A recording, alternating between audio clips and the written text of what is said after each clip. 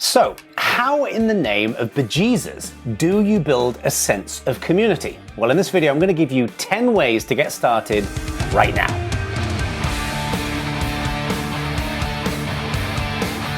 Alrighty, welcome. I hope you're safe and well wherever you may be. I am Jono, and today I want to talk about how to build a sense of community. Now, one of the most amazing elements of communities is that sure, you can go there, you can meet people, you can learn things, you can have conversations and solve problems, but it's that feeling of being part of something, a sense of belonging, a sense of community, and being part of a group that values you and you value them. It's magical, it really is. But how on earth do you do that? How do you get that feeling, that sensation in your community? Well, here's the thing. There's no one thing that you can do to do that. You can't just flick a button off. I wish it was that simple.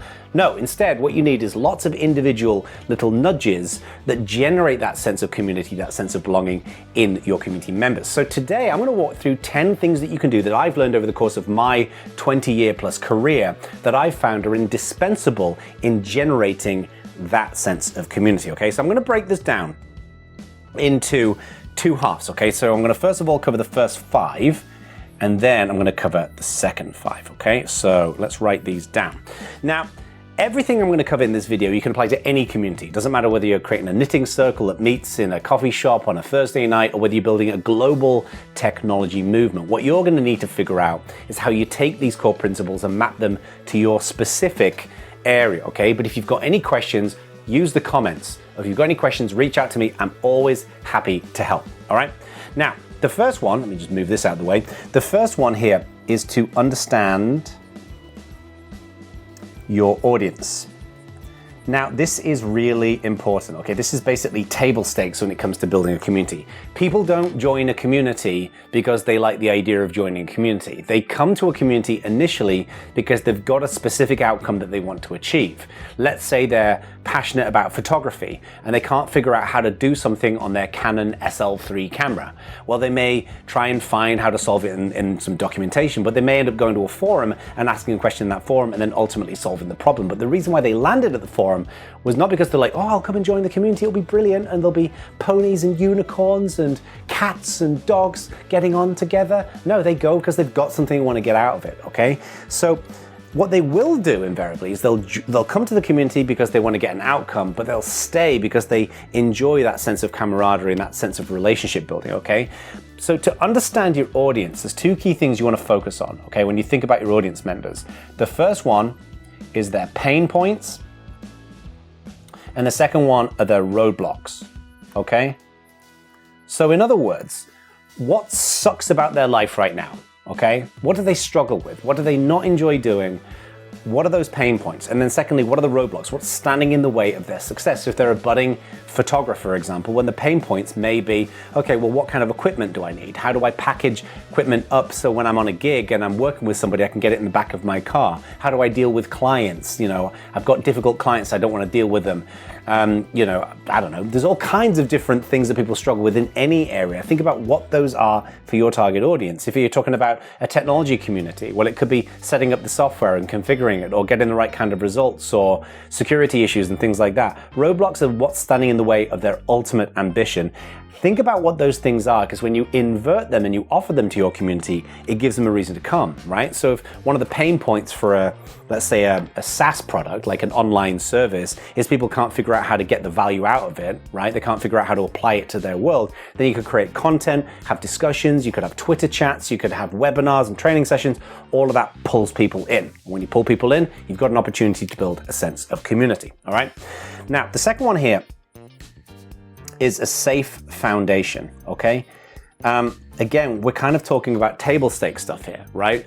If you don't have a community where people feel like they can be safe and openly engage with people, then they're just not going to build that sense of community. They need to feel very comfortable, okay? So there's 2 primary things you're going to want to focus on here. The first is have a code of conduct. So a code of conduct basically says, these are the things that we expect of you when you come into our community, and we expect you to act like a civil human being. But here is a secret. This is an industry trade secret that I'm going to share with you right now. So keep it just between the 2 of us, okay? Assholes don't read codes of conduct, okay? If you are the kind of person that likes to go online and be a bit of a dick to somebody, you don't wake up in the morning and think, I should probably go and read the code of conduct before I do that. No, the code of conduct is baseline. It tells you what people should be doing and it gives them a reference point, okay? But the second thing you need is good moderation, is that when you see instances where you've got bad behavior, that you deal with it in a way that is fast and efficient and fair, okay? Now, the key thing with good moderation is that you shouldn't moderate out people with different dissenting opinions, okay? Some of the best things that happen in the world are when people disagree on something and they find some kind of common middle ground, okay? So don't squash challenging, uncomfortable ideas, but absolutely squash challenging, uncomfortable, bad behavior, all right? So the third one here is to share insight, okay? So when somebody comes to a community, right, what they're really looking for here is they're looking for insight. When they keep coming back to the community and they keep getting more and more insight, then this is when that sense of belonging, that sense of community value tends to happen, okay? This is the most awesome thing about communities, is what is a community? It's this group of people who all come together. So let's say there's 100 people, right? Every one of those 100 people has got different ideas, different experiences, different amounts of time, different types of insight, different things that they've learned in their lives that they can share with other people. And a community should be a melting pot of those amazing ideas and perspectives and experiences, and you want to tease them out and get them out into the open, okay? So when you can do that, it gives just a super compelling reason for someone to come back to the community. So for example, I'd start with content, okay? I'd identify the pain points and the roadblocks and how do you get that into great content that goes into your community. Don't let your content just sit in a blog. Post it in your forum, post it in your Slack channel, post it in your Facebook group, okay? Get the content front and center and encourage people to talk about it, to engage with it, to interact with it, to share their perspectives, okay? You also want to focus on quick wins, okay? So going back to the pain points, let's say we're talking about a photographer and they can't figure out what kind of lens they need for the camera because they're brand new at it, okay? Well, that's a pain point. Well, write a piece of content where you basically say, here are 5 different lenses you should go and check out. Or have a conversation in the community where you say, what are your favorite lenses and why do you recommend them? Or what are your favorite YouTube videos that kind of review different lenses so people can go and check it out? You can generate insight, not just by creating content, but also asking the right kind of questions in your community. And this, rather neatly, my friend, as if this was a perfectly produced segue, leads to the fourth point, and this is conversation starters, okay? Every time I write conversation, I want to write conservation. And look, I love the planet as much as anyone else, but we got to stay focused here, right? What I mean by conversation starters is that when you come to a community, especially a brand new community, what keeps bringing you back in? It's the great content, solving your problems, but it's also interesting discussion, okay? So when you've got a brand new community, what's absolutely critical is that you have a regular stream of interesting conversation starters to get people up and running, okay? So going back to the photographer example, you could say, okay, everybody, what's your favorite, what are your favorite blogs that you read when it comes to photography? Or let's say you've got a leadership community. You can say, what are your favorite TED Talks on leadership? Share them in here, okay?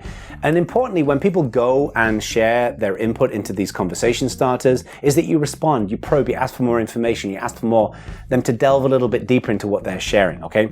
The key thing with conversation starters is it's a little bit like a party. When somebody comes over to your house for a party or a couple of people come over and they don't really know each other, you try to find some common ground where they can discuss something, okay? You try to light a fire of conversation there. And if they're not really being responsive, you keep the small talk going. You keep asking them, oh, but what do you think about this? And what do you think about that? And you got to do that in your community. The more you ask and probe and tease information out of people, it makes them feel included in the discussion. So, for example, imagine you got a conversation starter in a leadership community and the question is, what are the 5 most relevant tips that you've ever heard from, leadership coaches that you would want to share with our community, okay? And let's say somebody says, Seth Godin says, if you're of service to other people, then good things happen to you. Okay, that's a great leadership tip from Seth Godin. What I would want to then say is, wow, that's really cool. Can you share a little bit more about what he meant by that? Or what do you think about that? How have you applied this concept of service into your life? You know, how do you think we should get started? So you're kind of probing and asking for more and more information. That keeps the conversation going, and it generates all this amazing content in your community, okay? And one quick thing, I just want to mention something briefly about content. So I've actually built a whole training course, an online training course about how to do content well, okay? So there is a link that you can find. It's either going to be up there or it's going to be down there to my training course, and it will get you up and running, okay? Now, the fifth one here is to be responsive. This is really important. If you create a community where you're merely broadcasting information out there, like you're asking for input or you're posting blog posts, but you don't respond, then it's a little bit like me walking up to you and saying, hey, I'm Jono, nice to meet you, how you doing? And put my hand out for a handshake, and then I don't get a handshake back. And that's really freaking awkward, isn't it? Right? Nobody likes that. Have you ever been left hanging? You're kind of like, oh, okay, that's weird. So you want to make sure that whenever one of your community members shares a perspective, shares an opinion, you have some kind of response. Now, it doesn't necessarily mean that you have to reply to them every single time, but like it, or just drop them a quick note and say, hey, I really appreciate you participating in the conversation. If somebody thanks you for something, always respond back and say, I really appreciate it. Thank you so much for your kind words, blah, blah, blah, blah, blah. Being responsive is always really, really critical. All right, so let me get my disgusting black rag here, okay, and wipe this out, and we're gonna get on to our next 5, all right? I hope you like this so far. I hope this is useful to you. If so, go and hit that like button, and you might even want to consider clicking that subscribe button and, of course, that little notification bell. That's where the good stuff happens. All right, so let's go to 6, 7, 8, 9, 10, okay? Now, 6 is to validate. I'm running out of ink here. We are creatures who need validation. We need to know that we're on the right track. If you think about your working relationship, you want your boss to tell you when you're on the right track, when you're doing good stuff, and typically you want your boss to tell you when you're on the wrong track and you can improve in different areas. You want your spouse or your boyfriend, your girlfriend, your partner to tell you that they love you, okay? You want your kids to tell you that they love you as a parent and that they think you're a decent parent. You know, we need validation, and it's the same thing in communities. And the good thing about communities, whether they're in person or whether they're online, is that there's tons of opportunity for validation. If somebody shares an opinion, you can say, yeah, I agree with that. That sounds really cool. That's a really insightful thought, okay? You can like things on forums, on social media networks and in chat channels. You can encourage people to participate and engage and show them the opportunity that's in front of them if they come and join the community and participate in different ways. So you've got to go out of your way to validate. This is one of the biggest ways, the most important ways to build that sense of community and sense of belonging, because people want to stick around a place where they feel appreciated. You know, if people appreciate you, then you like that. It feels good. It's all warm and fuzzy. You get the old dopamine hit, and therefore you want to go back. So this is really important. The tricky thing is that most people don't naturally validate all of the time. Like, some people are really good at it and they just naturally do it, okay? But most people have to think about it. So what I've done in the past with some of my clients when they struggle with this is I've actually said, like, put in 15 minutes in your calendar every day, and all you're going to do, it's just going to be a big thank fest, okay? And go out and find places where you can recognize and validate people, but only do it obviously if it's authentic. Don't go and thank people if they haven't done anything, because that's just, it's bloody weird, isn't it? So 7 is to, hang on, that's running out. Okay, 7 is to, oh, look how much better that is to be inclusive, okay? Now, we talked earlier on about a safe foundation, and that's obviously really, really important. You need a code of conduct, you need good moderation as well. So you want to be inclusive in 2 different ways, especially. Now, everybody, when they talk about inclusion, they typically talk about inclusion and diversity. And this, to me, again, is table stakes, okay? You should absolutely focus on having a community that welcomes everybody. It doesn't matter where they're from, what their skin color is, what their sexuality is, any of that kind of stuff. The community brings everybody together, and that's the focus. And I don't think that's just important from a numbers perspective. Oh, we need to have numbers of all the right groups of people in here. That's a silly way of looking at it. The reason why you should be more inclusive is you get better results. If you've got different perspectives, backgrounds, and experiences, you get better discussion, better content, better engagement, okay? But it's not just about diversity of people, it's diversity of ideas as well. You want to make sure that your community doesn't just become a place where everybody has the same way of doing things. And this is actually a real risk with communities, is that, especially communities that have been around for a while, is that people have kind of figured out their way of working, and then they tend to stick to these constrained ideas. And I'm always looking for someone to come in and say, but what if we did it this way? And they may be met with, well, why would you do it that way? That's crazy, okay? But when someone comes in and challenges the norm with a fresh idea, a fresh perspective, so long as it's politely and constructively discussed, then often it gets people to think differently, and then interesting new ideas come out of it. So focus on inclusion of not just people and diversity of race and gender and all those wonderful things, but also inclusivity of ideas and perspectives and methodologies. And always, always, always shut people down who try to squash other people sharing different ideas, because those people aren't healthy in your community. Okay, now number 8 is inclusive leadership. Okay, now we as human beings tend to mimic our leaders. Okay, if you've got a horrible despot of a leader who's just going around being a bit of a dick to everybody, okay, then unfortunately, certainly in corporations, for example, people will mimic that behavior because that's how they perceive that you get ahead. Inversely, or conversely, depending on which one's the right word, if you have somebody who's a kind, collaborative, empathetic leader, then you'll get those kinds of traits. You want kind, empathetic leadership in your community. This is really, really important, because what will build that sense of belonging, that sense of community, will be that this is a place that isn't just useful and helps me to do what I'm trying to do, and I've met interesting people, but the people here are kind, they're friendly, they're nice, and the leadership recognizes that and encourages that, okay? So this is absolutely critical. Now, number 9 is to celebrate stories, okay?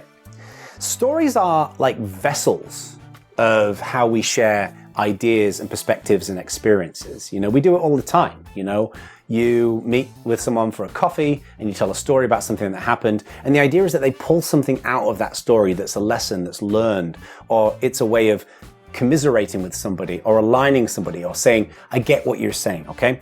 So stories are really important, and it's important that we don't just share the stories of the leaders in the community, but we share the stories that are happening everywhere in the community, okay? And when we celebrate those stories publicly, we can get great results, right? One of the things I absolutely love about communities is that you can create content, as I mentioned earlier on, blog posts and podcasts and all that kind of good stuff, but the community itself generates stories, okay? So let's say somebody comes into your community, they're a photographer, and you know, they're not really sure how to pick the right lens, like I said earlier on.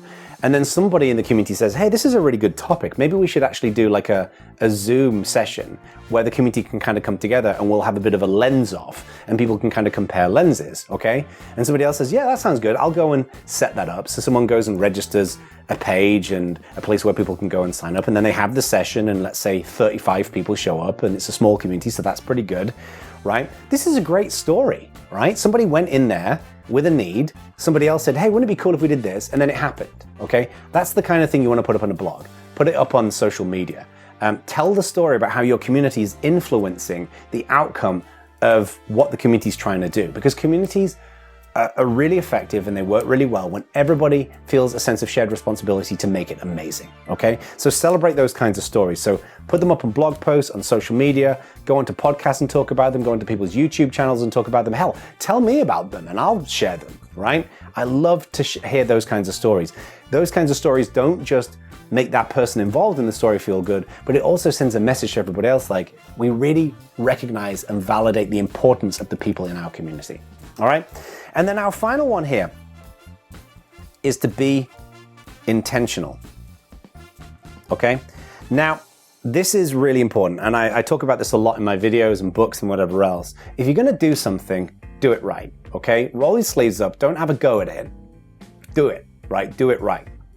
Now, if you think about when you go to Disney World, from how you show up and buy your tickets and where you go around the park and where the rides are and when the parades are and when the restaurants open, Disney have been intentional about maximizing the guest experience and getting as many people through the gate as possible. And you want to do the same thing with your community. You want to make sure that all of these things that we're talking about, whether it's understanding your audience, building that safe foundation, sharing insight, generating those conversation starters, being responsive, validating, being inclusive, having inclusive leadership, celebrating those stories. You want to make sure that all of these things are intentional. You don't just try and do these. You think of specific things you're going to do to make that happen, okay? The model I often think of when it comes to this, and I've done other videos on this, right?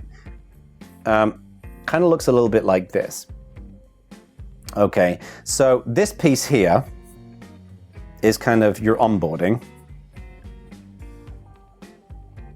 Okay, so someone kind of goes up here, they join your community, and they kind of go up here to achieve that first outcome when they join your community. And then they go through 3 phases, okay?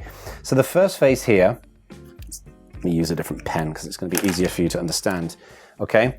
This is when they are casual, okay? So they don't really know anyone in the community. They're not sure if it's worth their time. They're not sure if they're going to stick around.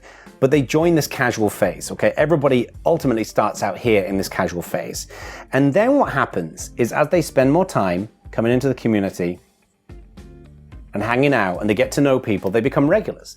You've essentially earned a spot for them in your community. They feel like they've got to know people, they're getting a lot of value out of it, it feels safe, it feels inclusive, they're getting validation, they're enjoying the experience, and therefore they stick around. This is when you build retention.